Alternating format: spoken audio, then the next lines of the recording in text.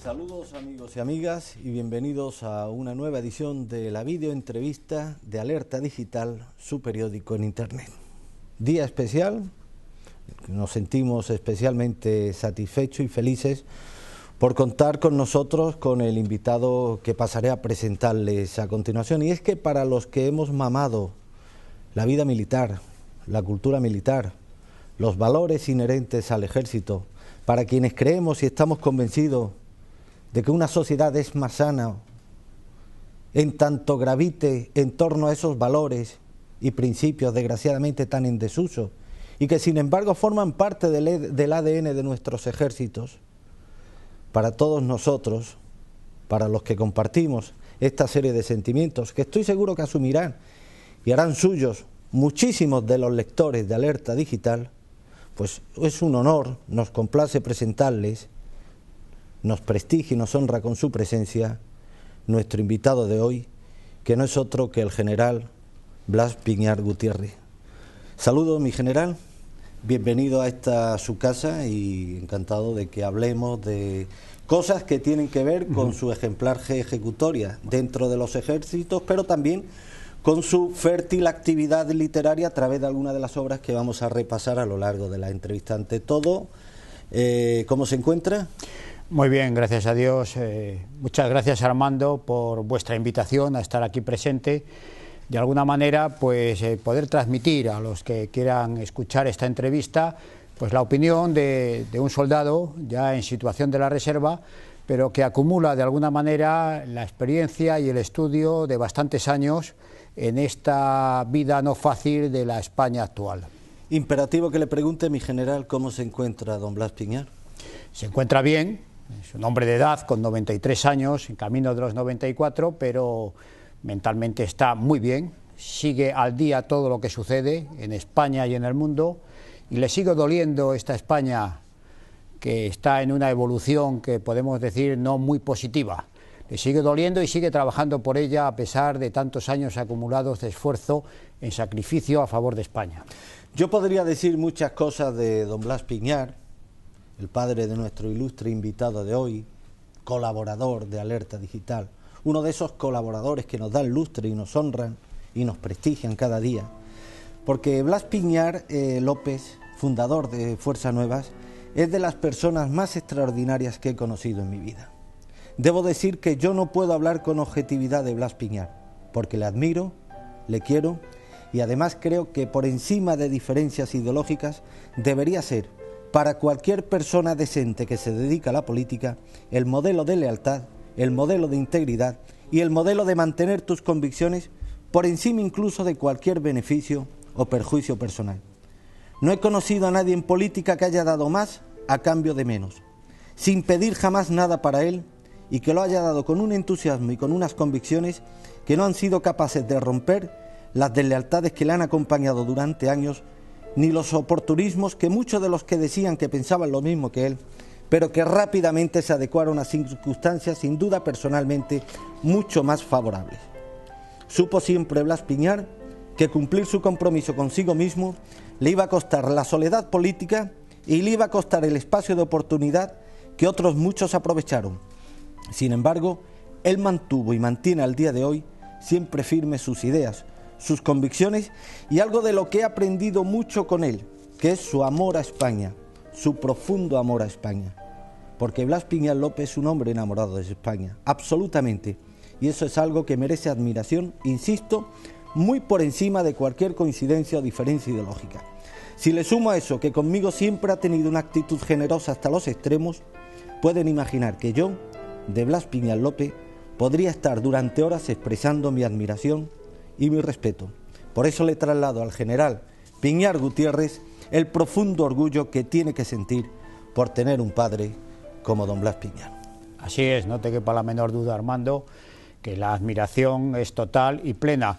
Eso no quiere decir que yo en mi vida profesional haya actuado a los dictados de mi padre. He sido totalmente independiente, pero siempre a la luz de su ejemplo y de sus enseñanzas. Es un hombre sin duda especial y sobre todo hay que destacar que pese a sus 93 años sigue al pie del cañón, intentando aportar cosas que mejoren la devaluada situación en que se encuentra nuestro país, con una fertilidad y una capacidad de trabajo realmente encomiable, mi general.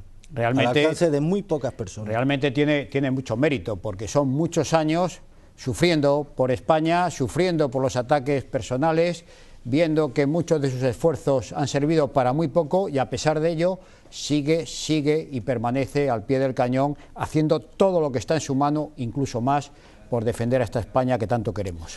Pues tenemos 4 libros, 3 obras son obras de nuestro invitado de hoy: El Alcázar no se rinde, El manifiesto de los 100 y una obra que desconocíamos, mi general, Churchill en Cuba. Sí. Churchill en Cuba. Sí, esta pequeña obrita de Churchill en Cuba no es en realidad una obra mía, pero sí es una publicación que en mi etapa como agregado militar en Buenos Aires y en colaboración con una personalidad política de la República Argentina como es don Rosendo Fraga, tuvimos el acierto, creo en aquel momento se celebraba la guerra del 98, el final de la guerra del 98 y por tanto la pérdida de Cuba para España, el dar a conocer al gran mundo, porque no era suficientemente conocida, una serie de crónicas que un Churchill joven, recién salido de la Academia Militar en el Reino Unido, fue mandado a Cuba precisamente en esta guerra contra los insurgentes cubanos que pretendían la independencia de España.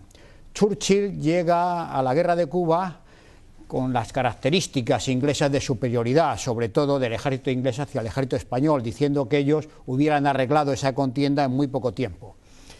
Pero un poco de desprecio, de ánimo de superioridad sobre el ejército español va cambiando cuando convive con las tropas españolas en el día a día.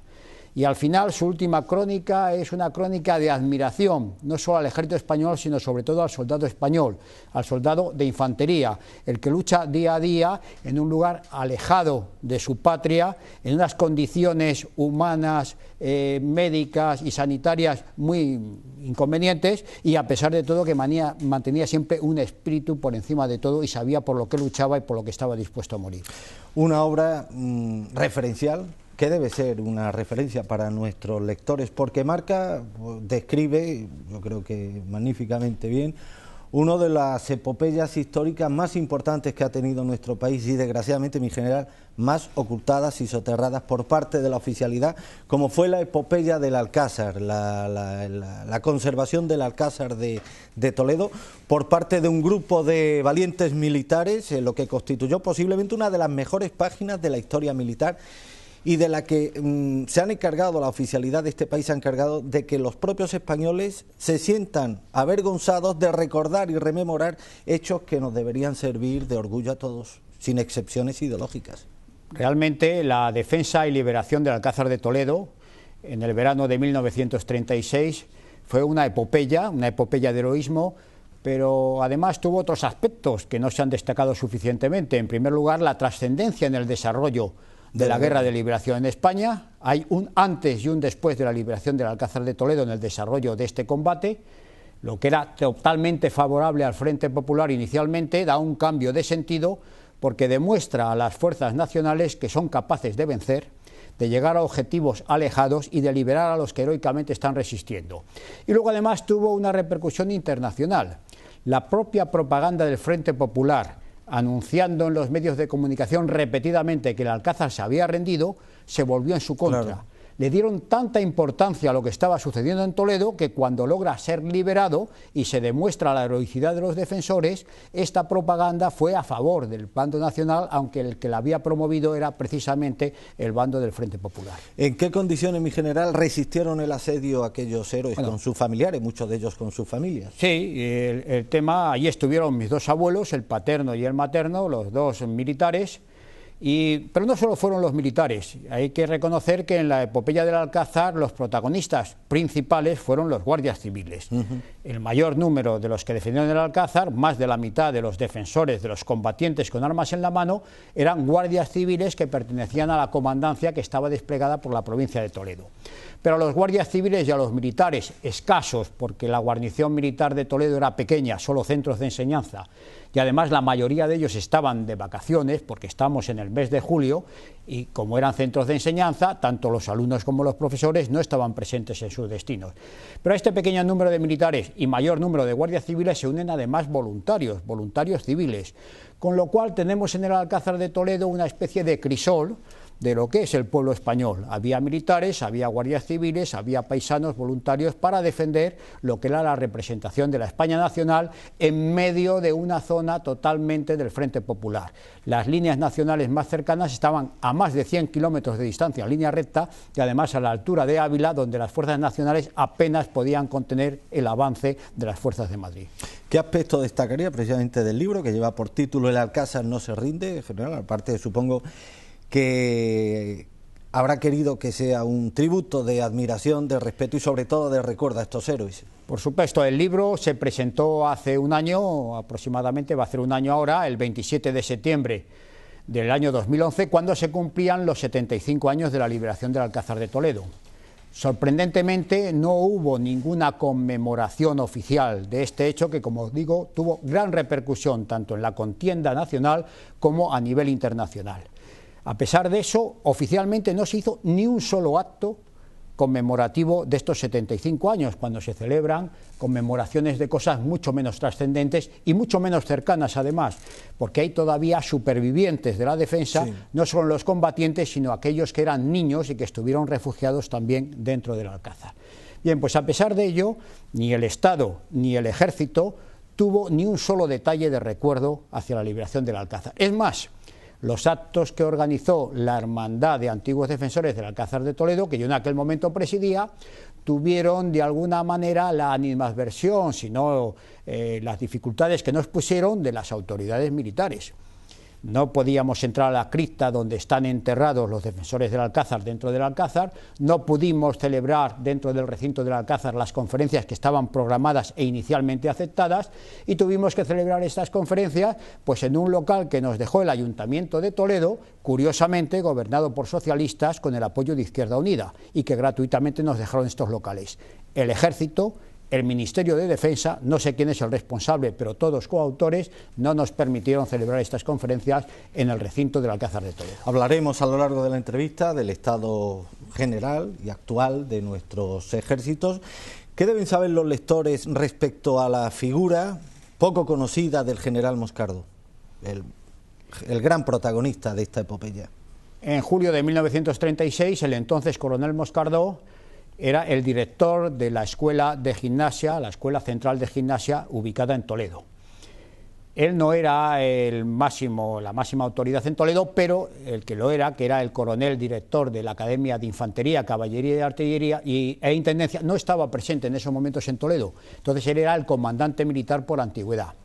Él se hizo cargo de la guarnición de Toledo y fue el responsable de unir estas fuerzas que hemos dicho, guardia civil, militares, paisanos, familiares de los guardias civiles que habían venido de la provincia, para declarar el estado de guerra, unirse a la España nacional y declararse en contra del gobierno del Frente Popular.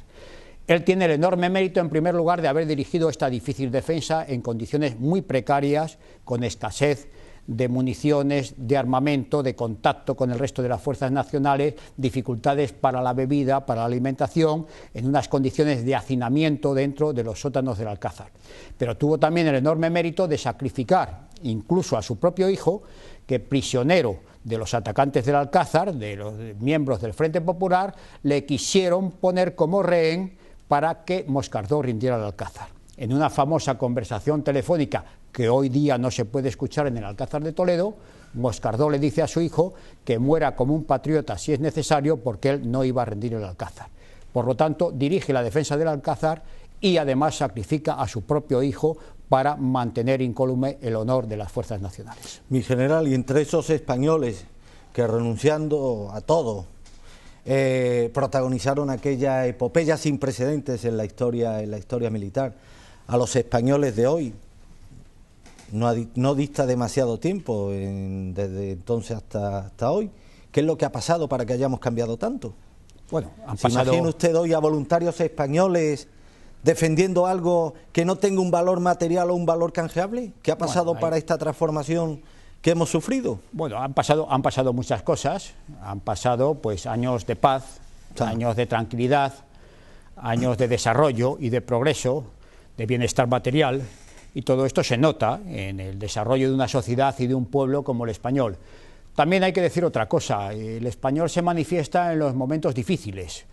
Entonces yo no sé si hemos llegado, o por lo menos los que atacan a España han sabido ir avanzando paso a paso y no poner la situación al borde del abismo para que el español saque todas sus fuerzas y todos sus valores de repente, como hicieron en el año 1936. Han sabido ir dando pasos, 2 pasos adelante y 1 atrás, para no levantar el resquemor o la reacción posible. Tal vez estemos en esa situación. El enemigo de España, los enemigos de España, que son numerosos y potentes, han actuado de una manera inteligente. Claro. Vieron la reacción entonces, no han querido provocar una reacción como la de entonces y han ido avanzando poco a poco, y sobre todo se han infiltrado hábilmente dentro de las instituciones que son la base de toda sociedad, y en este caso de España. Se han infiltrado para conseguir objetivos que de alguna manera lo han conseguido. Primero, desnaturalizar las instituciones, después las han desvirtuado, les han quitado sus virtudes, sus valores, para llegar a una situación de, digamos, de vaciamiento o incluso de corrupción. No solo corrupción de tipo económico, que también la hay, sino sobre todo de una corrupción de no ser fieles a sus principios y a sus fines. Y cuando una institución deja de ser fiel a sus principios y a sus fines, no sirve absolutamente para nada. Claro. Pero mantienen la carcasa, la apariencia exterior, para que crean que sigue existiendo. Y me estoy refiriendo desde la jefatura del Estado hasta la familia, pasando por todos los ámbitos, sin olvidarse de la magistratura, sin olvidarse de la enseñanza, sin olvidarse de la Iglesia y sin olvidarse que también lo ha sufrido de los ejércitos. Puedo entender, mi general, que la oficialidad política, la casta política, pues esté interesada, especialmente interesada, en que hechos tan relevantes y tan ejemplarificadores como la epopeya del Alcázar, pues no sean conocidos por los españoles de hoy, porque marca un incómodo precedente, pero que sean precisamente los representantes de los ejércitos, los militares profesionales, los que se encarguen de enlodar parte de un legado que no hace sino prestigiar a esa institución, pues es algo que humanamente no puedo entender. Sí, visto con cierta objetividad, nos llama profundamente la atención, y a mí me duele especialmente, que sean los ejércitos los que dan la apariencia de que por lo menos no están suficientemente orgullosos de sus héroes, y no solo por los héroes del Alcázar. Claro. Hay muchos héroes que están siendo olvidados, y héroes más recientes, como pueden ser los asesinados por ETA, como pueden ser los muertos en las guerras de Irak y de Afganistán, guerras recientes. Y parece que pasamos por ellos lo más rápidamente posible. Se los entierra, se les da la condecoración menos significativa, pero no se les tiene presentes como modelo, como referencia para educar y formar a las nuevas generaciones. Y esto que da esta sensación, no sé hasta qué punto será cierto, es realmente triste, porque lo que no puede caer nunca a un ejército es no estar orgulloso de su pasado. Las guerras se ganan o se pierden, pero hasta en las derrotas hay hechos heroicos que hay que conmemorar. Lo hacen todos los países del mundo y todos los ejércitos del mundo. Hasta en las derrotas sacan ejemplos. A veces es mejor una derrota con honor que una victoria sin este. Pues en estos momentos los ejércitos dan la sensación que no tienen ni derrotas, ni victorias, ni nada, que prefieren olvidar el pasado, no saberlo, o por lo menos taparse los ojos, los oídos y la boca para no hablar, para no opinar, para no recordar lo que es reciente en nuestra historia y que desde luego en muchos casos es para estar orgulloso de ella. ¿Y qué es lo que falla? ¿La vocación? Lo que falla es que hemos llegado a lo que decía, un vaciamiento de las instituciones. Hemos cambiado a nivel general en la sociedad española lo que son las creencias, los valores por la conveniencia. Claro. Entonces somos esclavos de la conveniencia y de la comodidad. Y el ser humano es así, encuentra fácilmente argumentos para acallar la conciencia. Y lo que más acalla la conciencia es el éxito, aunque sea un éxito corto, pequeño, inmediato, que pasa enseguida, pero preferimos escudarnos en este pequeño éxito para olvidar realmente el cumplimiento del deber que nos exigen las creencias. Este es el mal general de España en este momento, y el ejército, como parte de la sociedad española, de alguna manera se ha contagiado de eso mismo. El aniquilamiento del prestigio, del crédito de nuestros ejércitos ha sido uno de los ejes sobre los que ha girado precisamente las intenciones nada claras, muy oblicuas de esta casta corrompida que nos dirige desgraciadamente desde hace ya muchos años. ¿Recuerdan ustedes en los años 80 los intentos de esta casta por anatemizar al ejército español, devaluarlo, convertirlo en algo indeseable para la opinión media de este país? Y una de las cosas que se decía, mi general, es que había que civilizar a los militares. Hoy, claro, hoy a ningún botarate se le ocurriría decir una aberración tan grande. Civilizar a los militares, o sea, inculcarle los valores absolutamente depravados de la sociedad actual a personas que han hecho precisamente de los valores, de los principios, del honor, de la lealtad, de la disciplina, un valor sustancial de vida, como es el caso de nuestro invitado de hoy. Hoy a ningún botarate se le ocurriría decir que hay que civilizar a los militares. Más bien esto iría un poquito mejor si somos capaces de extrapolar a esta sociedad civil que hemos creado parte de esos valores y de esos principios que hasta hace poco han sido inherentes a profesionales de las Fuerzas Armadas como usted. Bueno, dentro del ejército la expresión que se utilizaba más que civilizarnos, porque hubiera sido muy duro decir claro a los propios militares que había que civilizarnos, lo que sí se nos decía es que había que profesionalizarnos. No, yo esa frase la he escuchado, había que civilizar sí a los militares. Es que y la he escuchado de los políticos. Dicho para nosotros se expresaba mejor con la expresión de profesionalizar. Claro. Pero una falsedad, porque tras la profesionalización lo que nos quería quitar era quitar nuestros propios valores y hacernos, como dicen ahora las nuevas ordenanzas, que no tienen nada de ordenanzas ni de militares, hacernos servidores públicos. Hombre, yo creo que el militar es algo más, no por bueno, sino por responsabilidad, que un servidor público. Un servidor público que hace de la entrega de su vida, si es necesario, en defensa de la patria, y que la disciplina es el principio que rige su conducta, está por encima del servidor normal público, hoy sin duda tan numerosos en esta España administrativamente tan compleja y tan vasta.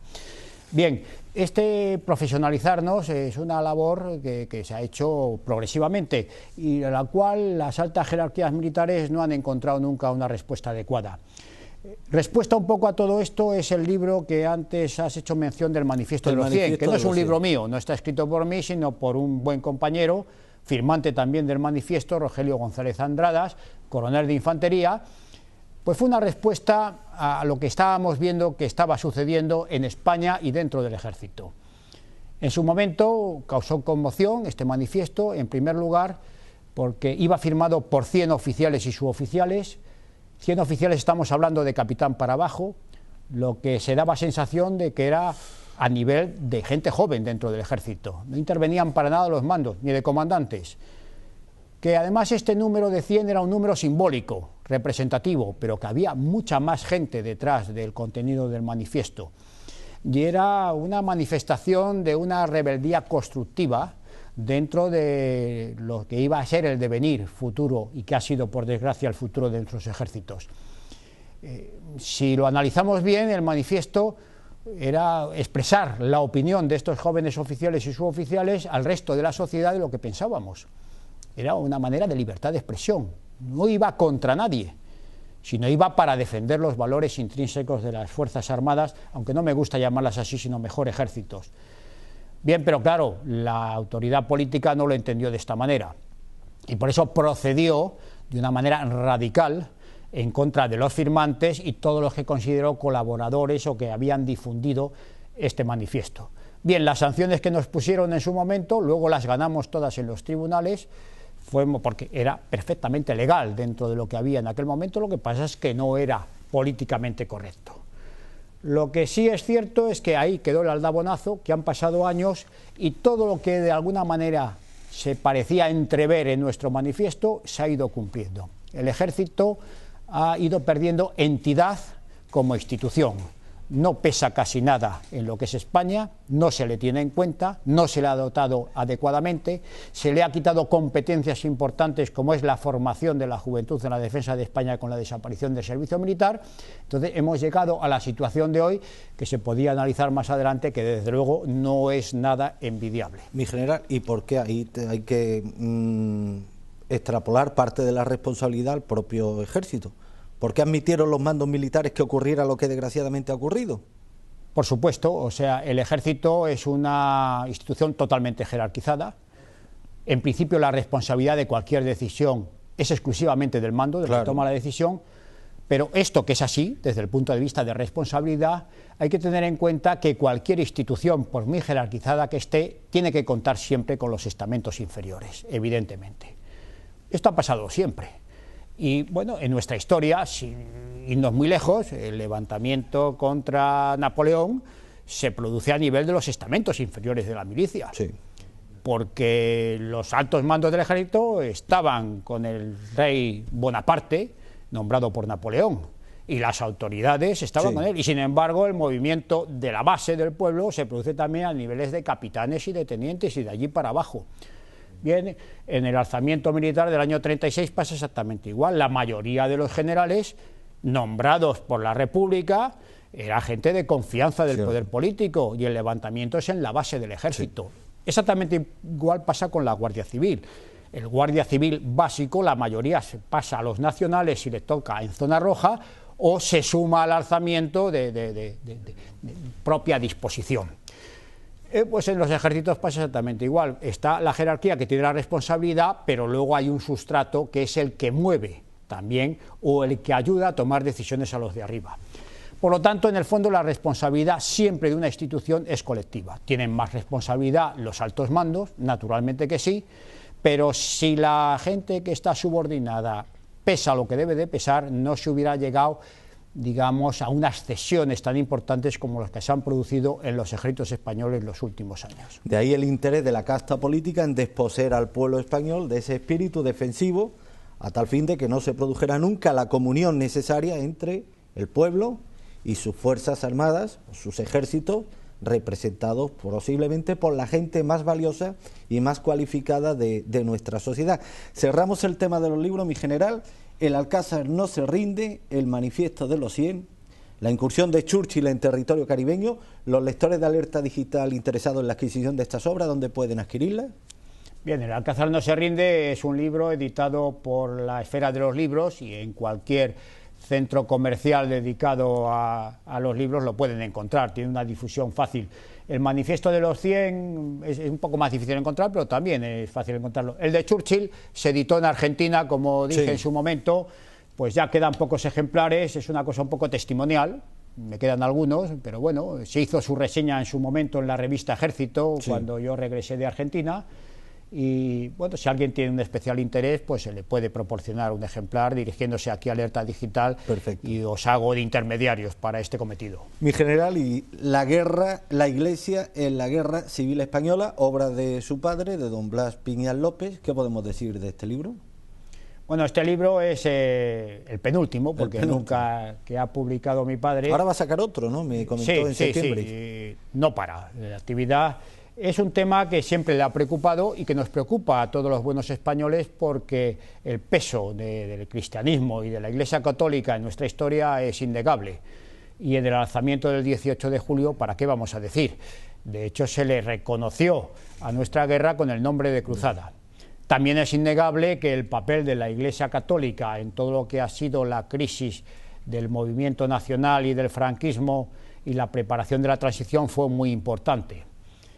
No sé si sería demasiado duro hablar de una traición de la Iglesia al Estado surgido el 18 de julio, pero si no es así, está muy cerca de ellos. De hecho, esta transición y de la manera que se ha habían obispos producido, ya en el año 69, el caso del famoso obispo de Bilbao, Añoveros, que vivían en permanente roce con el universo de ETA en el año 69 y demás. Por supuesto, y podemos hablar hablar del pública caso y notoria sus actividades del cardenal Tarancón y de su labor, digamos, en socavar los principios del régimen establecido el 18 de julio, con el cual él había colaborado además íntimamente, porque muchos de estos tienen dos etapas totalmente distintas y se van adaptando a lo que ellos creen que es el signo de los tiempos o el signo de la conveniencia, porque lo curioso de estos personajes es que se van adaptando siempre a los que triunfan, a los que están en el poder. Yo, aunque estén equivocados, prefiero estar en los que están en la oposición, que siempre es más difícil. Lo que pasa es que los casos que nos referimos siempre han estado con lo que está arriba y les da poder y les da influencia.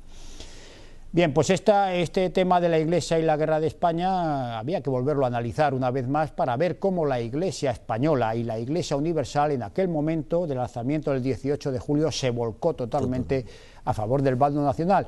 Y no porque lo eligiera libremente, sino porque es que desde el otro lado le hicieron obligatoriamente de decantarse por el lado nacional. Si hubo una persecución, si hubo algún genocidio en aquel momento, fue el de la persecución religiosa en España. No solo a las personas, de los sacerdotes, las religiosas, los religiosos o los paisanos que hacían ostentación de su fe católica, sino en los templos, los colegios, las bibliotecas, todo lo que tuviera cualquier signo religioso fue sistemáticamente y además con odio y con sensación de extremar los malos sentimientos que están en el ser humano contra todo lo que llevara una cruz. Pues está bien recordar este tipo de cosas, mi general, porque una de los ejes, otra de las constantes de este sistema putrefacto que vivimos actualmente es convertir en invisible una parte de nuestra historia de la que emerge precisamente lo que hoy somos, nuestra razón de ser y de existir. Y está bien el rescate de estos apartados de nuestra memoria, de la verdadera memoria histórica, algo en lo que están comprometidos personajes como usted, muchos de los colaboradores, miembros de las Fuerzas Armadas que trabajan y colaboran en Alerta Digital. Pues esto es una de las asignaturas pendientes que tiene la sociedad española,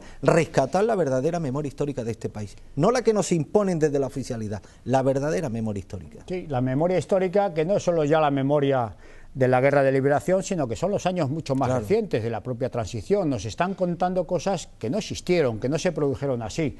Bueno, yo por seguir con mi tema, me gustaría comparar, ya que ha salido el tema del Manifiesto de los 100, la comparación entre lo que ha quedado del Manifiesto de los 100, que es el olvido total y absoluto, cuando, como digo, estaba firmado por 100 oficiales y suboficiales que daban la cara a pecho descubierto. Firmamos con nuestros nombres y nuestro documento nacional de identidad. Nunca nos ocultamos. Y sin embargo, según esta memoria histórica, hecha desde arriba, desde el poder, aquí los que han sido realmente valientes son los militares que pertenecieron en su momento a la Unión Militar Democrática, los famosos húmedos. Estos señores trabajaban en la clandestinidad, nunca dieron la cara. Se movieron a favor de un signo político determinado en íntima unión con el Partido Comunista. Estos son los amigos de Carrillo, ¿no? Estos son los amigos de Carrillo, que se siguen reuniendo con él. Entonces, estos son los que tienen el membrete de democráticos, porque ellos se denominaban democráticos, pero nunca dieron la cara, nada más que cuando les cogieron con las manos en la masa y les juzgaron, solo unos poquitos de ellos. Entonces se han hecho las víctimas, los mártires, cuando los demás dimos la cara a pecho descubierto, nunca nos ocultamos, reconocimos que habíamos firmado el Manifiesto de los 100, que lo habíamos dado, ninguno de los firmantes se echó para atrás en su momento, cuando de los húmedos hubo mucha gente que se retractó por puro miedo, y sin embargo, en esta memoria histórica prefabricada, los héroes son los húmedos y nosotros pues somos seres olvidados, cuando creo que en su momento tuvimos mucho más valor porque nos enfrentamos de verdad y a pecho descubierto con las autoridades jerárquicas militares y con las autoridades políticas, sobre todo, quienes actuaron con mucha mayor dureza contra nosotros. Mi general, ¿qué pasa con la ley de enseñanza militar? Bueno, con la ley de enseñanza militar pasa como con muchas leyes de las hechas y de las legisladas en el periodo último socialista, que el Partido Popular, cuando estaba en la oposición, prometía que las iba a cambiar en cuanto llegara al poder. Han llegado al poder y ni la ley del aborto, ni la ley del matrimonio homosexual, ni la ley de la memoria histórica, ni la creación de la unidad militar de emergencia, ni la ley de enseñanza militar las ha tocado. Ni la renovación de la cúpula militar que prometieron. Ni la renovación de la cúpula militar, ni el cambio del director del Centro Nacional de Inteligencia, hombre de total confianza del Partido Socialista y su mano derecha para su política de defensa, en un puesto clave y tremendamente delicado como es el Centro Nacional de Inteligencia, pues lo sigue dejando en sus manos. Entonces, ante esta situación, para pesar de España y para que se vea que yo no tengo ninguna preferencia política, mi única preferencia es la de España, la política continuista del PP con lo que estaba haciendo el PSOE es realmente alarmante, porque eso quiere decir que en España hoy por hoy no hay una fuerza política que defienda la unidad de España y la grandeza de España. Sí. Una pregunta, mi general, delicada, siempre son delicados los temas que tienen que ver con nuestras ciudades en el norte de África, con Ceuta y Melilla. ¿Son defendibles Ceuta y Melilla militarmente hablando? La defensa militar es posible siempre que haya voluntad de defenderlo. ¿Voluntad por parte de...? Voluntad, en primer lugar, por parte del mando político, el gobierno, desde luego. Y en segundo también por la propia sociedad. Porque, como he dicho antes, los responsables son los políticos o los mandos, pero realmente la sociedad ha favorecido esa falta de conciencia de defensa nacional que hoy existe en España. Desapareció el servicio militar obligatorio, como decíamos antes, no fue sustituido por un servicio militar voluntario con las características necesarias para esta educación en la defensa que necesita el pueblo español, como cualquier otro pueblo que quiera mantenerse unido e independiente. Y entonces, en esta situación, yo lo que dudo no es de la potencia militar para defendernos, que sería una cosa discutible, porque depende mucho de las alianzas que tengan tanto, en este caso Marruecos o España, pero lo que me hace dudar realmente es si existe en el pueblo español y desde luego en el gobierno español una voluntad de defender Ceuta y Melilla. Y quien dice Ceuta y Melilla me puedo extrapolar a las Islas Canarias, también en debate últimamente. Y si nos extraemos seguimos adelante, podemos hablar del reclamado Al-Ándalus, por los pueblos de origen musulmán, que también hablan de recuperarlo. Realmente damos pie a que tengan ciertas ilusiones los que pretenden separar Ceuta y Melilla, Canarias o Al-Ándalus de España. Y por otro lado hay el peligro interno, que pasa exactamente igual. El tema de Cataluña, el tema de las Vascongadas, el posible tema de Galicia, con esos movimientos separatistas. ¿Cómo ve un militar de larga data como usted el proceso soberanista que se ha abierto precisamente en zonas como Cataluña? Bueno, esto ha sido una cosa progresiva, como decíamos antes, no se ha planteado de la noche a la mañana, han sido pasos muy hábilmente dados y desde luego siempre con la colaboración desde dentro del gobierno de España.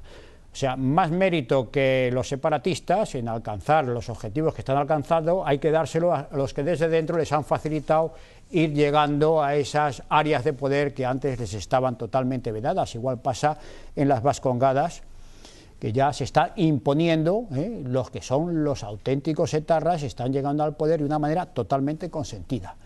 Bueno, ante todo esto, que es una responsabilidad nacional a todos los niveles, como digo, no es solo el gobierno, no solo son los dirigentes militares, es toda la sociedad española la que lo está permitiendo, porque si la sociedad no está corrupta solo, no está corrupta solo porque estas instituciones más o menos hayan dado lugar a su vaciamiento y a su desvirtuamiento, sino también porque el resto de gente buena que hay, y mucha, seguramente mayoría, pero esta mayoría no sabe enfrentarse ni luchar contra esta corrupción, o por lo menos la consiente. Entonces se hace también responsable de lo que está sucediendo. Yo estoy convencido en los que aman a España, los que aman a su unidad, los que creen en los valores que todos creemos, seguimos siendo mayoría, pero somos una mayoría inactiva, que nos hemos quedado paralizados ante la situación que se está creando y no tenemos el valor suficiente para contrarrestar estos movimientos. Entonces estamos siendo dominados por ellos y somos responsables también. No sé si en mayor o menor medida, porque la pasividad a veces es más culpable que la actividad contraria. Mi general, otro tema inquietante, el no cumplimiento de las ordenanzas militares. Bien, ordenanzas militares, yo creo que ordenanzas militares ya no existen. Las actualmente publicadas en la época de la antigua ministra de Defensa, la señora Chacón, se pueden considerar todo menos unas ordenanzas militares. Meten unos conceptos que no tienen nada que ver con la milicia, nuestra tradición, nuestra esencia, lo que dio lugar a los tercios, a la conquista y a la población de América. Todo eso ha desaparecido de las nuevas ordenanzas. Entonces, se nos define, como decía antes, como servidores públicos a los militares. Y además se habla de unos principios que desde luego de militares tienen poco, porque se habla de objetividad, integridad, responsabilidad, que sí es más militar, imparcialidad, dedicación al servicio, transparencia, ejemplaridad, eficacia, etc. Y luego al final habla incluso de la promoción del entorno cultural y medioambiental, como veo, muy de las ordenanzas militares. Y sin embargo, hay términos que no aparecen. No se habla de patriotismo para nada, no se habla del sentido del deber, de la abnegación, del sacrificio, de la lealtad hacia el de arriba, hacia los principios y también hacia los de abajo, hacia los subordinados. No se habla de compañerismo. Ha sido totalmente diluido lo que es el auténtico espíritu militar. Y se nos habla de cosas extrañas como ese de multiculturalismo, la ideología de género, el respeto al medio ambiente. Pero oiga usted, si el ejército eso lo tiene totalmente superado, si las fuerzas regulares en el ejército español, compuestas principalmente por gente del norte de África, han cumplido 100 años, han cumplido 100 años de existencia el año pasado, y nunca ha habido problemas de que funcionen y perfectamente dentro de nuestro ejército. Ahora nos viene usted a contar, señora Chacón y Asláteres, que tenemos que ser multiculturales. Es que hace reír completamente. Y no digamos ya con el tema del género, pero oiga usted, si en España se ha integrado alguien en alguna institución sin ningún problema, han sido las mujeres en el ejército. No hemos tenido ningún problema, ninguno. Y ustedes nos van a dar lecciones. Es realmente increíble. Y así en todos los aspectos. Entonces, esto ha sido una especie de educación para la ciudadanía trasladado a el formato de ordenanzas militares. De hecho, le preguntas a muchos militares en activo, yo como estoy en la reserva ya no me puedo considerar como tal, y no conocen las ordenanzas militares, porque es un papel que no sirve para nada. Como se han quedado muchas cosas dentro del ejército, se quedan en el papel, como son el credo legionario, está muy bien, muy bonito, no se enardece, pero que se cumpla. Pero no se cumple. Que se cumpla. O como puede pasar pues con las obligaciones o con el decálogo del cadete que nos enseñaron en la Academia General Militar. Está preciosamente enunciado, pero luego eso no se traslada al día a día. Y no lo digo yo porque yo opine así, sigo teniendo contacto con muchísimos compañeros y todos dicen que lo de la gran familia militar queda muy bien, pero que se ha roto en los últimos años y ya no existe esta gran familia militar y existen los intereses personales. Lo que me refería antes, hemos cambiado las creencias por las conveniencias y por la comodidad, y esto pasa exactamente igual que en la magistratura, en la enseñanza, en la familia, en la jefatura del Estado, y pasa también en los ejércitos. ¿Qué respondería a quienes sostienen que los políticos han convertido a los ejércitos españoles en una ONG? Hombre, no sé si se puede llamar ONG a los ejércitos porque llevan armas, y las ONG no llevan armas. Lo que sí es cierto es que se ha manipulado mucho las actuaciones internacionales de nuestro ejército en las misiones en el exterior. Las misiones en el exterior tienen muchas cosas positivas. En este ejército actual, que llaman profesionales a la tropa cuando realmente no son profesionales, la única manera que tienen los soldados de conocerse entre sí y convivir son las misiones internacionales. Por desgracia, en nuestros cuarteles hoy día, los soldados no conviven. Cumplen un horario como en cualquier otro sitio, pero esa convivencia que había con el servicio militar obligatorio, que en 12 o 15 meses la gente se hacían amigos para toda la vida, eso ahora, estando 3 o 4 años juntos, no sucede. Entonces, en la misión internacional, al convivir en situaciones más precarias y difíciles de enfrentamientos, incluso armados, pues surge esta convivencia que era tan necesaria. Y luego también tiene de positivo la experiencia en el exterior comparándose con otros ejércitos y conviviendo con ellos. Evidentemente tiene cosas muy positivas. Lo que no es tan positivo es el enfoque falso que se ha dado a estas misiones. En primer lugar, porque es un eufemismo total llamarle misiones de paz. Si son misiones de paz, no se envía a gente armada. Está claro. Y no mueren en combate, y no mueren en enfrentamiento. O sea, hay que decir las cosas en su nombre. La guerra es la guerra. Pero claro, se empezó quitando el nombre del Ministerio de la Guerra, luego lo ponen de Defensa y al final pues la llamaremos de operaciones sin referirnos a qué tipo de operaciones. Bien, entonces eso se ha tergiversado enormemente y se ha pretendido dar una imagen que no es la real en estas misiones en el exterior, y eso es lo que nos lleva a pensar que posiblemente quieran convertir al ejército en una ONG. Nunca podrá ser así. Lo que sí es cierto es que el ejército, para este tipo de misiones más o menos de paz, como he dicho antes, resulta una mano de obra tremendamente útil, obediente, disciplinada y barata. Y por eso nos utilizan, ni más ni menos. Que no nos importa, creo yo, a la mayoría de los militares que nos utilicen este tipo de misiones, pero sabiendo por qué las hacemos. Que lo principal es prepararnos para la guerra y defender a España. Y además somos capaces de hacer otras muchas cosas. ¿Y qué pasaría, general? ¿Cuál debería ser el papel del ejército si se abriera claramente un proceso de ruptura dentro del propio territorio nacional? El papel del ejército, sobre el papel está claro, es asegurar la unidad del territorio nacional. Lo que pasa es que en este sentido ya no tenemos el concepto, o nos han ido cambiando el concepto del cumplimiento del deber por el obedecer las órdenes, y eso lo dicen las nuevas ordenanzas. Aquí hay que obedecer órdenes de todos, claro, del mando militar, del mando político, pero además lo dicen así las ordenanzas, ya sea nacional, autonómico, local, del ayuntamiento, o sea que cualquier autoridad puede dar órdenes a los soldados. Entonces, dentro de este nuevo concepto de lo que es falsamente la disciplina, al final tendríamos que llegar a una triste conclusión, que a lo mejor en un momento de secesión de alguno de los territorios españoles, el ejército sería garantía, o pudiera llegar a ser la garantía de que esto se hiciera realidad. Posiblemente. Y solamente esa posibilidad ya es realmente alarmante. Solamente esa posibilidad. Confío en que no sea así, ni llegue a ocurrir. Todavía tengo muchas esperanzas y confianza en el pueblo y en el ejército español, pero la posibilidad realmente es alarmante. Porque usted se imagina, mi general, al general Moscardó actuando de garante precisamente para garantizar el proceso de secesión de Cataluña o del País Vasco. Bueno, en absoluto, estamos en mentalidades completamente distintas.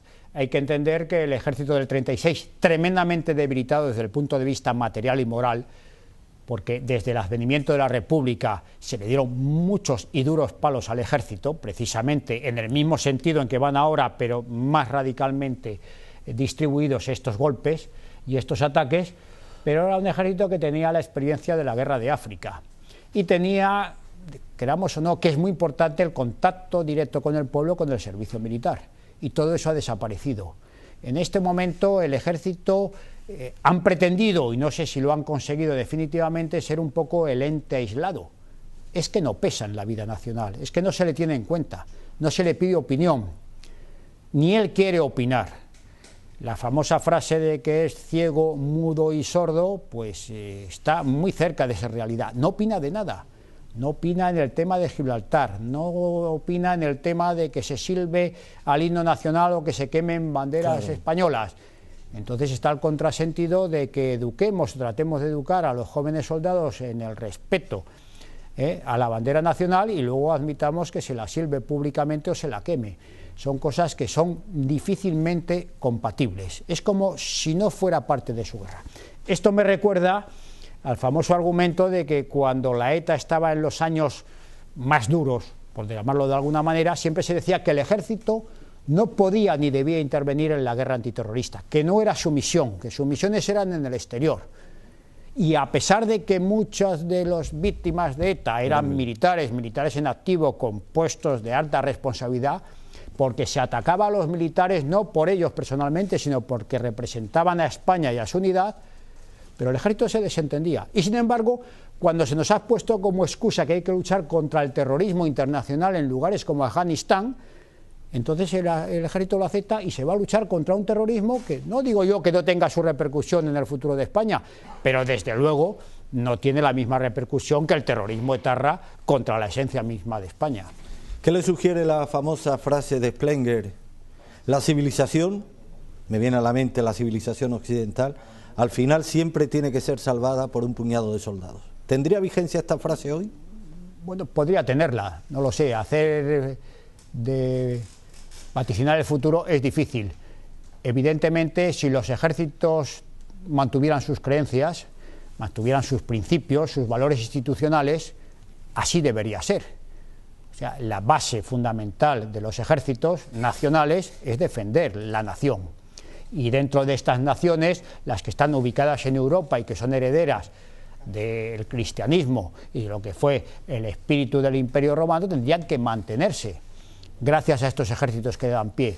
De alguna manera, la creación de la OTAN en su momento fue para hacer frente al peligro del marxismo de la Unión Soviética. Pero vencido este enemigo por disolución del propio comunismo en la Unión Soviética, no por triunfo de las fuerzas occidentales, parece que esto empieza a carecer de sentido. Entonces ya no sabemos para qué sirven las alianzas militares occidentales ni contra qué luchan. Y vemos un ejemplo que para mí desde luego no es nada edificante, que son los bombardeos sobre Serbia, sí, y luego los bombardeos en Libia. La manera de bombardear y de luchar de esto, desde luego para mí es de la menos humana que hay. Son aviones que vuelan muy alto, que lanzan bombas a gran distancia, que caen sobre todo y causan daños a la población civil y muertos a la población civil y sin ningún riesgo para los que están combatiendo. Eso sí que es una deshumanización total y absoluta de la guerra. Empezó en la Segunda Guerra Mundial con los grandes bombardeos de las ciudades que en principio no tenían valor militar y luego se continúa a nivel internacional prescindiendo de estos valores y de estos principios del humanismo cristiano. Y sin embargo, teóricamente están defendiendo a Occidente. Entonces, para mí, el tema de que un pelotón de soldados puede salvar la civilización, en este caso occidental, primero tenemos que ver si estos soldados creen en esa civilización occidental. Esa es mi gran pregunta. Y dentro de estos soldados que creen en la civilización occidental, tenemos que concretar a ver si los soldados que defienden España, teóricamente y constitucionalmente, realmente creen en esa España que dicen defender. Pues mi general, le propongo algo que hicimos con el invitado que estuvo antes que usted. Le voy a citar una serie de nombres y le pido una descripción relacionada con todos y cada uno de ellos.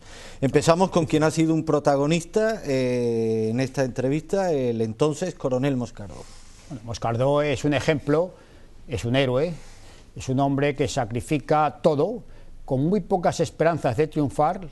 Cuando declara el estado de guerra en Toledo, acababan de caer los cuarteles en Madrid que se habían sublevado, habían caído las guarniciones de Guadalajara y de Alcalá de Henares, mucho más potentes que las de Toledo, y con muy pocas esperanzas de triunfar, da el paso al frente y al final logra defender durante 70 días el Alcázar y que sea liberado, con lo cual el triunfo es total y absoluto. Un ejemplo. Francisco Franco. Francisco Franco rescata una España que estaba desapareciendo, una España histórica que estaba al punto de la quiebra total y absoluta, y sobre todo es el creador de la España actual y del futuro. Adolfo Suárez. Adolfo Suárez es una víctima de su propia ambición, se le utilizó, fue manejado y cuando ya no sirvió pues se le dio de lado. Felipe González. Felipe González, bueno, es el resultado de la España de aquellos años, bajo un idealismo que era un poco de fachada. Realmente el socialismo del nuevo PSOE sale del apoyo internacional, sí, con ayuda desde fuera, con grandes apoyos, y hace sobre todo la gran traición a lo que era el auténtico socialismo. La política más antisocial y antinacional que se ha hecho en España en los últimos 40 años la hicieron los gobiernos de Felipe González. Toda la industria nacional que había creado el régimen del 18 de julio con gran esfuerzo y a pesar de las presiones internacionales, fue desmantelada por un gobierno socialista en nombre del socialismo y a favor del capitalismo europeo. Narcís Serra. Narcís Serra fue encargado, fue el instrumento. Quien no lo recuerde, fue el ministro de Defensa en los gobiernos de Felipe González. Fue el instrumento para empezar a destruir lo que quedaba de los ejércitos. José María Aznar. José María Aznar, creo que fue un hombre con buenas intenciones, que tuvo mucho poder en su mano, que no sé si no pudo o no quiso hacer todo lo que pudo y debió hacer en su momento, con lo cual dio unos pasos importantes, pero no los decisivos. El Ofidio Leonés, alias Rodríguez Zapatero.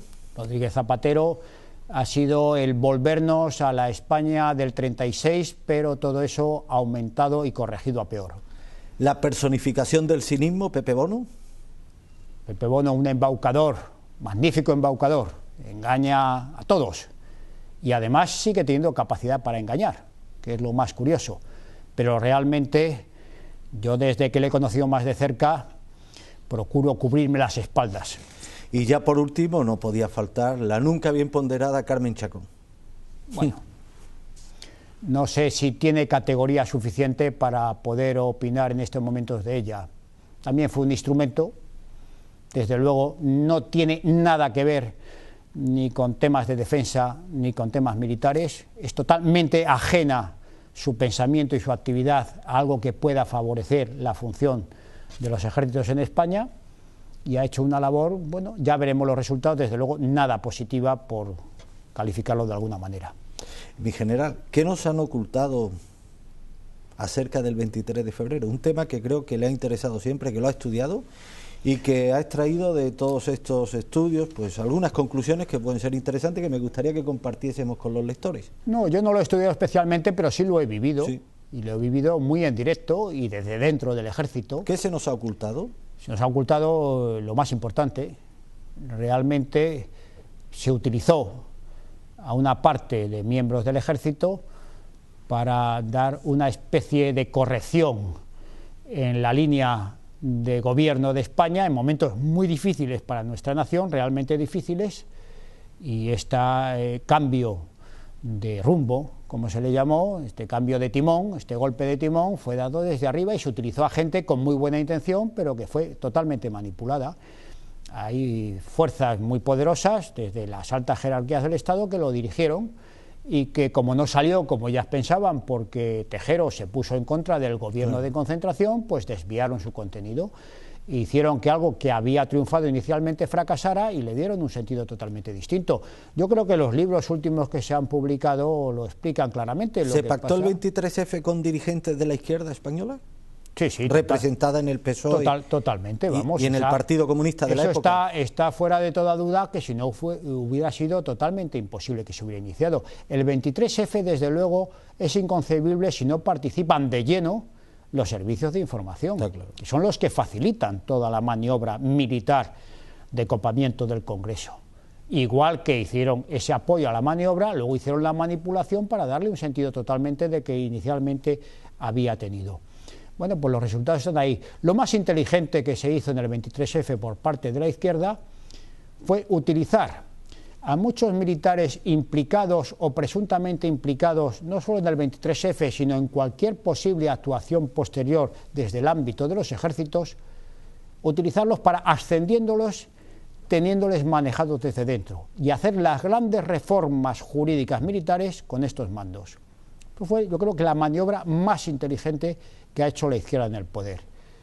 Supieron manejar al ejército utilizando esta complicidad o presunta complicidad de ciertos mandos militares que, sabidos que tenían este talón de Aquiles por el cual les podían atacar, fueron muy dóciles a las directivas políticas de los socialistas a través de Narcís Serra. ¿Se cansará algún día el ejército, lo que queda del ejército, mi general, de ser la cabeza de turco, el pim pam pum de esta casta política corrompida española? Esperemos que sí, que todavía tenga capacidad de reacción. Y lo digo todo esto sabiendo que son cosas que a muchos de mis compañeros les pueden molestar. No es la primera vez. Yo he sufrido 2 sanciones ya por ejercer lo que ahora llaman libertad de expresión. Yo no lo hice como expresión de esta libertad de expresión, sino como sentido de la lealtad. Hay que decir las cosas como se sienten, siguiendo el conducto adecuado. Cuando lo he hecho, en vez de respetar la opinión o de considerarla, lo que han hecho es sancionarme. Pero lo que estoy diciendo aquí ahora, y con términos a lo mejor mucho más duros y mucho más reiterativos, se lo he dicho muchas y repetidas veces a mis jefes y a mis compañeros. O sea, no aprovecho este momento para decir cosas que me he callado, en absoluto. Además, soy consciente de que estoy todavía en la reserva, con lo cual soy objeto de posible sanción. No me estoy aprovechando de mi situación. Creo que lo hago por lealtad a los ejércitos, por lealtad a España, aunque a algunos les duela. Bueno, pues ¿qué le vamos a hacer? No me pretendo poner como ejemplo de virtudes ni de nada, pero lo que no puedo hacer es callarme cosas que para muchos españoles son tan evidentes. ¿Hay margen para el optimismo, mi general? ¿Podemos ser optimistas? Siempre hay margen para el optimismo, y además las grandes victorias se consiguen en los momentos más difíciles, evidentemente. Triunfar cuando todo es favorable lo hace cualquiera. Entonces eso es un reto para nosotros, pero de verdad, no un reto como los que ahora se emplean, porque objetivamente, con los datos de la situación actual de España, de sus instituciones, cómo están los jueces, cómo está la magistratura, cómo está la enseñanza, cómo están nuestros ayuntamientos, las comunidades, la jefatura del Estado. Realmente el panorama no invita a que haya demasiada esperanza, pero por otro lado sabemos que queda mucha gente buena y que nos falta dar ese paso de decir, bueno, vamos a dejar de criticar la situación, vamos a dejar de diagnosticar y vamos a empezar a tomar las medidas necesarias para que esto empiece a revertir esta situación hacia el abismo. En la alerta digital, precisamente, mi general, pretendemos ser eso, un vehículo, un instrumento de vertebración de toda esa gente buena, que nos haga merecedores de eso tan bonito de la forma que nos definió su padre hace unos días, que me encantó, y sois un revulsivo de la conciencia nacional. Realmente ese es nuestro objetivo y a eso aspiramos y eso pretendemos, ser un revulsivo de la conciencia nacional, hoy desgraciadamente tan en entredicho por quienes tienen la obligación de mantenerla siempre vigente. Hombre, lo que sí es evidente es que prefieren callarnos o que no se nos oiga, y eso es señal de que algo de razón tenemos, porque bueno, que decida el pueblo español cuando nos oiga, nos vea o lea nuestros argumentos quién tiene razón o no quién tiene razón, pero realmente lo que están tratando es de que no se nos conozca o que no se conozca lo que pensamos, y eso es un buen indicio porque quiere decir que nos tienen miedo a nuestros argumentos, a nuestros razonamientos, a nuestros valores, a nuestros principios, y por eso seguimos luchando, porque tenemos fe en lo que defendemos, aunque lo hacemos contracorriente y no siempre es fácil, porque a veces los palos más grandes nos vienen de los que teóricamente son nuestros compañeros y amigos, porque les duele que tomemos esta actitud. No lo hacemos por, no sé, por cosa personal, de tener, no, queremos porque es nuestra obligación, ese sentido auténtico del deber, de decir, oiga, nosotros asumimos esta profesión por un tema totalmente vocacional, de servicio a España, y entonces eso está por encima, en contra de las frases que dicen a veces algunos compañeros militares, es que hacemos esto por lo que nos pagan, o somos ciudadanos de uniforme. No, fíjate, yo no hago esto porque me pagan o no me pagan, yo lo hago porque estoy convencido de ello. Y he dado este paso, lo que pasa es que necesito que me mantengan también, claro, si soy un servidor, como dicen, del Estado, me tendrán que mantener, pero no porque me paguen voy a hacer lo que usted me diga que tengo que hacer, sino lo que yo creo que debo de hacer de acuerdo con nuestros principios, con nuestra Constitución también, porque resulta que a la larga los que defendemos de verdad la Constitución en su cumplimiento día a día somos los que no nos gusta esa Constitución, mientras que los que la han hecho se amparan en ella, pero no creen en ella ni la defienden realmente. Esta es la triste realidad. Chema, si la reflexión es muy fácil, yo le planteo un ejercicio de reflexión a nuestros lectores. Si ese pasado que intentan soterrar, camuflar, esconder, que ignoremos, fue tan malo, ¿por qué no lo someten a luz y taquígrafo? Si fue tan malo. ¿O no será porque no admite comparación el recuerdo de la madre con respecto a la referencia de la madrastra?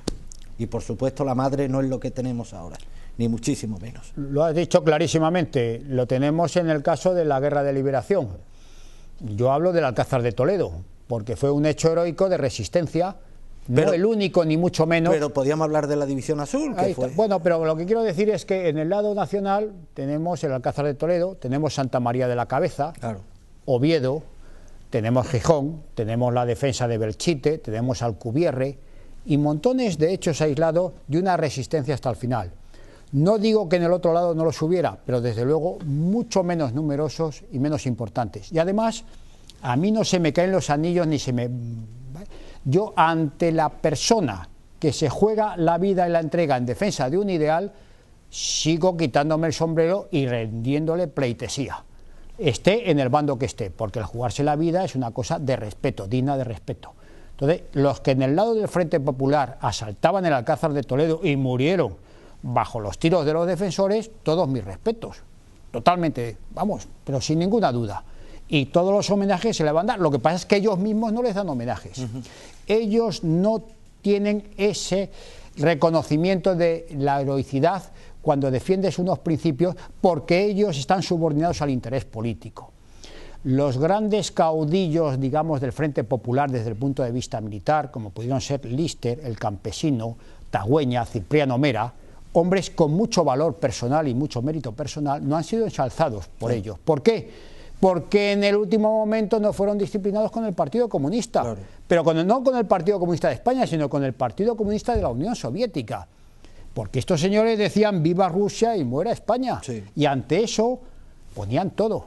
Entonces, había gente con muy buena voluntad, que se jugó la vida, pero realmente estaban al servicio de intereses que no eran favorables a España. Por eso sus propios héroes no están ni reconocidos por ellos, ni defendidos por ellos. Yo no he visto homenajes a Cipriano Vera.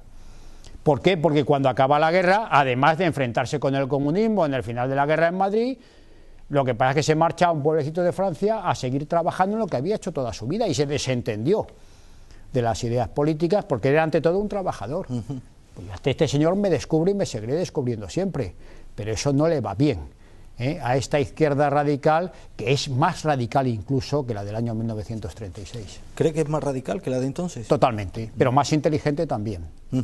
Ha aprendido mucho de las derrotas, mucho.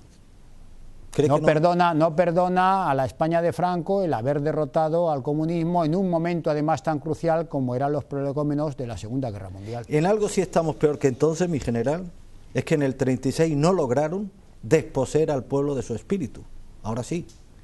Cuando hablo de espíritu, hablo del espíritu moral, del espíritu defensivo, claro, de todos esos nutrientes que han surgido a lo largo de esta conversación, nutrientes de los que brota la envergadura, la energía, la razón de vivir de un pueblo. Bueno, eso sí han conseguido desposeernos de ese nutriente. Bueno, por eso hemos hablado del importante papel de la Iglesia, claro, porque los principios morales muchas veces han sido a través de las enseñanzas de la Iglesia. Había que infiltrarse en la Iglesia y cambiar también esta actitud, esta conciencia de los españoles. El español hoy día, en una gran mayoría, ha perdido claramente la diferenciación entre el bien y el mal. Totalmente. Hay una auténtica confusión. Realmente no podemos decir que estén obrando el mal de una manera clara, de que sean conscientes de que están haciéndolo mal, sino es que no saben diferenciar, porque los que debían ser maestros en esta diferenciación han claudicado en su misión, a veces por falta de actividad y a veces porque ha habido infiltración, evidentemente. O sea,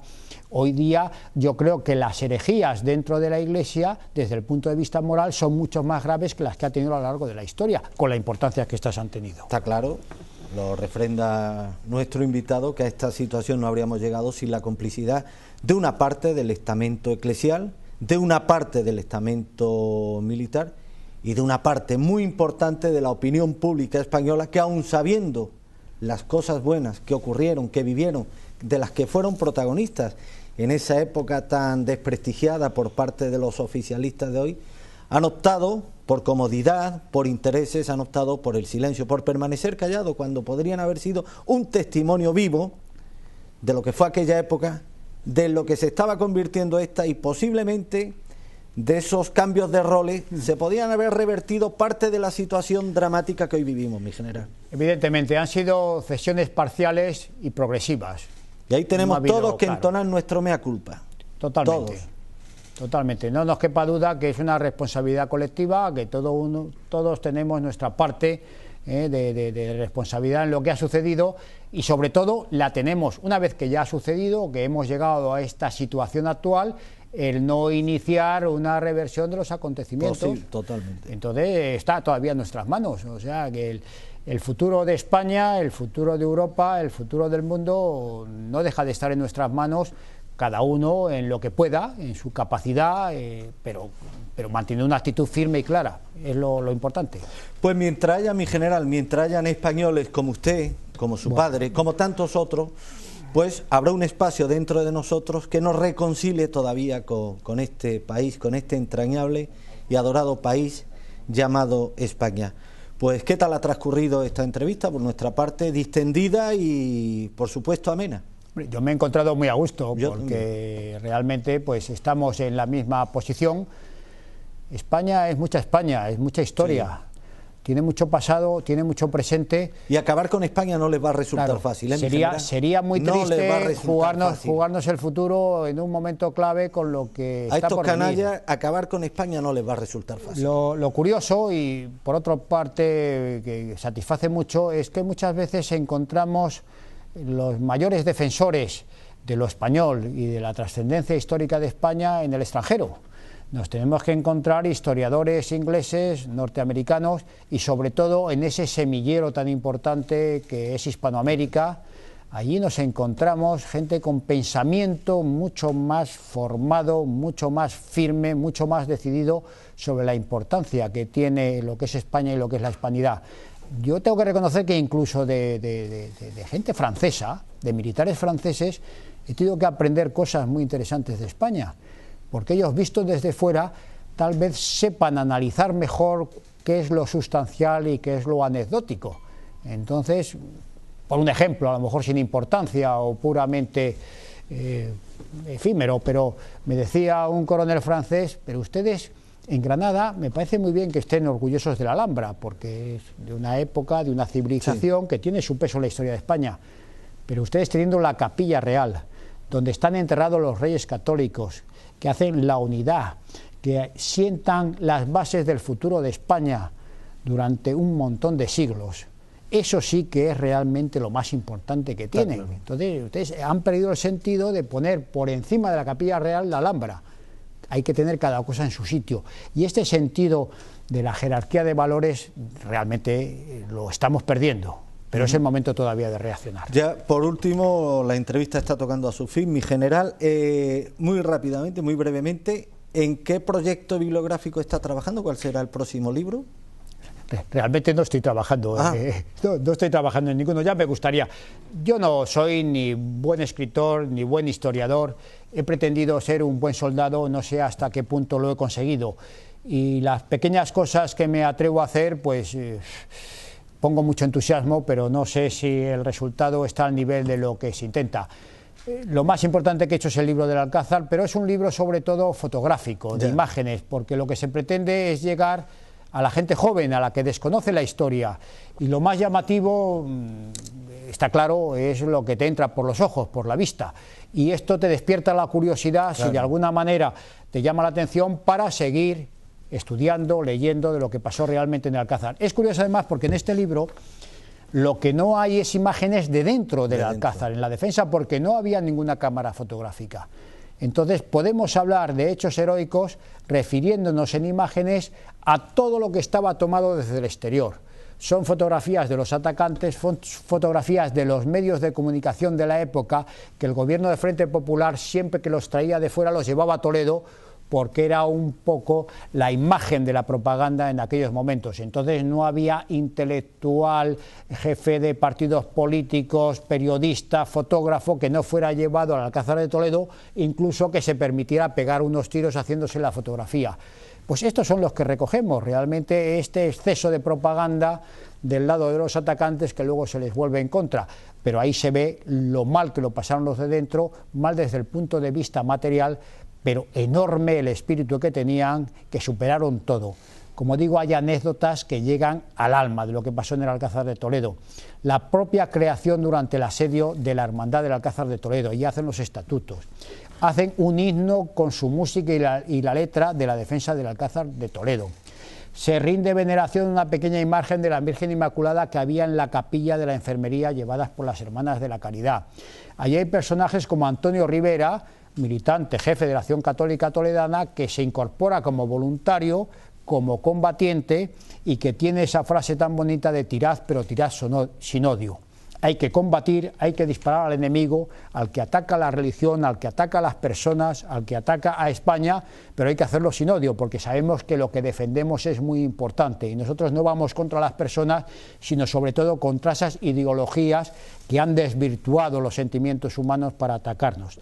Bien, pues esto es lo que tiene el Alcázar de Toledo, es un ejemplo de la colaboración, de una labor colectiva que trasciende a su propio hecho militar y que repercute en el desarrollo de una guerra convertida en cruzada y que además tiene una gran trascendencia a nivel europeo y universal. Y lo que no se soterra, mi general, se manipula o se nos engaña respecto a ello. Una de las cosas más ridículas que hemos escuchado en los últimos años, claro, como no pueden cambiar este capítulo de la historia, pues está ahí, no lo pueden camuflar, entonces hay que manipularlo. Entonces hay que poner en cuestión la valentía de los asediados y demás, con lo cual implícitamente están también poniendo en cuestión el coraje de los asediadores, nada más ridículo. Lo que pasa es que esta manera de enfocar la historia se les vuelve en contra, en definitiva. Si en el Alcázar de Toledo actual, donde se ha llevado el nuevo Museo del Ejército, se hubiera dejado unas salas como había anteriormente donde se recordara el asedio y lo que allí se vivió, nosotros no hubiéramos tenido que hacer este libro, ni hubiéramos tenido que estudiar más lo que pasó allí. Pero al tratar, como tú dices muy bien, de desvirtuarlo, de cambiarlo, de manipularlo o de ocultarlo, nos obliga a entrar en una serie de argumentos mucho más claros. Por ejemplo, se ha pretendido decir que las familias que había dentro del Alcázar eran rehenes, cuando todo el mundo sabe, porque viven todavía, que eran los familiares de los guardias civiles de los pueblos de la provincia de Toledo, que al replegarse sobre la capital toledana, tuvieron que llevarse a sus mujeres y a sus hijos y a sus padres, porque no tenían confianza en que quedando en el pueblo no tomaran represalias sobre ellos. También es totalmente cierto que Moscardó, cuando se encierra en el Alcázar, lo que pretende, entre otros objetivos, es no implicar a la población civil de Toledo en el combate. Entonces se encierra en el Alcázar y todos los edificios de alrededor, que eran dependencias militares, porque esto es un tema militar, nosotros declaramos el estado de guerra, nos atacan a nosotros, a los que estamos tomando una postura. La población civil queda fuera.